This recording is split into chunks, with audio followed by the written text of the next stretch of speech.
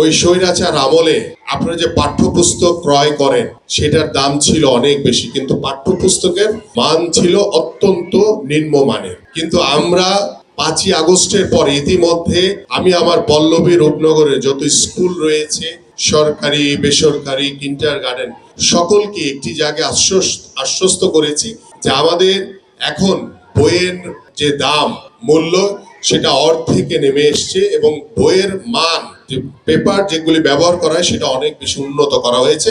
আমি এই ধরনের ইতিমধ্যে নির্দেশনা দিয়েছি এবং সেই নির্দেশনা মোতাবেক ইনশাল্লাহ আশা করছি যে কার্যকর হলে সেটা আপনাদের অভিভাবকদের জন্য অত্যন্ত ক্রয় ক্ষমতার ভিতরে থাকবে এবং আমরা বইয়ের মানটাও অনেক ভালো মানের বই দিতে পারবো ইনশাল্লাহ আপনাদের জন্য। আমি আমার বক্তব্য দীর্ঘায়িত করব না। আপনারা দীর্ঘক্ষণ ধরে এখানে বসে আছেন। আমি আজকে যাদেরকে যে পুরস্কৃত করা হবে তাদের সকলকে আমি অভিনন্দন জানাচ্ছি। পাশাপাশি আমার জায়গা থেকে আমরা ইতিমধ্যে গত বছর আমরা শিক্ষা বৃত্তি দিয়েছি। প্রতি বছর যে রেজাল্টের পরে আমাদের কিন্ডার গার্ডেন কিংবা আমাদের বেসরকারি স্কুল বা আমাদের সরকারি স্কুলগুলো থেকে যারা মেধার তালিকায় ভালো কিছু অর্জন করবে প্রত্যেককে আমার জায়গা থেকে, আমার পক্ষ থেকে, আমার দলের পক্ষ থেকে আমরা শিক্ষা বৃত্তি প্রদান করব ইনশাআল্লাহ। পাশাপাশি আমি যে বিষয়টি দিয়ে শেষ করতে চাই যে আমি আপনাদের এই এলাকারই সন্তান। আমি Pallabi eastern housing Rupnagar tin শেডে বড় হয়েছি। ছোটবেলা থেকে বাংলাদেশ ফুটবল টিমে দীর্ঘ 17 বছর খেলেছি, বাংলাদেশ দলকে নেতৃত্ব দিয়েছি, চেষ্টা করেছি বাংলাদেশের সম্মানকে, বাংলাদেশকে বিশ্বের মানচিত্রে উঁচু করে রাখতে এবং সেই সাফল্যের ধারা বাংলাদেশের এই যাবৎকালে যতগুলো ফুটবল যে চ্যাম্পিয়নশিপ আমাদের 99-এ, 2003 সাল, 2010-এর যে সাব গেমস, সেই সাব গেমসের শিরোপাধারী যে দলের একজন আমি ক্যাপ্টেন হিসেবে দায়িত্ব পালন করেছি এবং আমি আশা করি যে রাজনীতিতে যোগদান করার পরে আমি চেষ্টা করেছি এদেশের সাধারণ মানুষ, এদেশের সাধারণ জনগণ তাদের কল্যাণের জন্য কাজ করার জন্য, আপনাদের উন্নয়নের জন্য কাজ করার জন্য, বাংলাদেশের গণতন্ত্র পুনরুদ্ধারের জন্য যে আন্দোলন, যে সংগ্রাম করেছি, সে আন্দোলন সংগ্রাম করতে গিয়ে আমাকে বহুবার জেল খাটতে হয়েছে, আমার উপরে শারীরিক মানসিক নির্যাতন করা হয়েছে।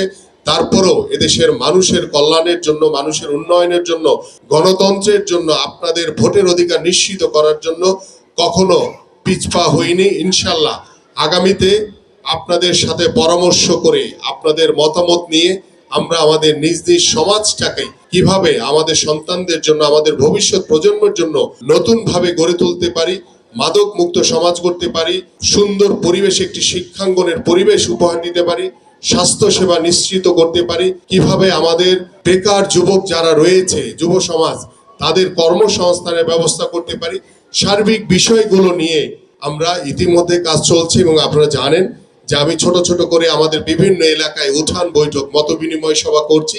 আমরা তো ক্ষমতায় নাই, তারপরেও ক্ষমতায় না গিয়েও আমরা চেষ্টা করছি আমাদের যে মাননীয় ভারপ্রাপ্ত চেয়ারম্যান জনাব তারেক রহমানের যে নির্দেশনা, যে আমরা নিজ নিজ এলাকার সমস্যাগুলো, সমস্যা হতে পারে, সেটা পারিবারিক সমস্যা হতে পারে, সেটা এলাকার সমস্যা হতে পারে, সেটা রাজনৈতিক সমস্যা হতে পারে, সেটা রাষ্ট্রীয় সমস্যা হতে পারে, সকল সমস্যাগুলো আমরা বিবেচনা করে দ্রুত সময়ের ভিতরে চেষ্টা করছি সমাধান করার জন্য। আর যেটা এখন পারছি না, সেটা আশা করছি ইনশাল্লাহ যে আগামী নির্বাচনে আপনাদের ভোটে, দেশের জনগণের ভোটে বাংলাদেশ জাতীয়তাবাদী দল বিএনপি যদি নির্বাচিত হয়, ইনশাল্লাহ আমার এই পল্লবী রূপনগরে আপনাদের সকল সমস্যার সমাধান করতে পারবো বলে আমি আশা করছি। এবং আমি আপনাদের এলাকার সন্তান হিসেবে কাজ করতে চাই, ভাই হিসেবে, বন্ধু হিসেবে কাজ করতে চাই, আপনাদের এলাকার একজন প্রতিনিধি হিসেবে কাজ করতে চাই এবং আমি বিএনপির একজন প্রতিনিধি হিসেবে কাজ করতে চাই এবং ধানের শীষের প্রতীকের একজন প্রতিনিধি হিসেবে কাজ করতে চাই। এই জন্য আপনাদের সকলের কাছে আমি দোয়া এবং সহযোগিতা প্রার্থনা করছি। আমি আপনাদের সকলকে আবারও আন্তরিকভাবে ধন্যবাদ এবং কৃতজ্ঞতা প্রকাশ করে আমি আমার বক্তব্য শেষ করছি।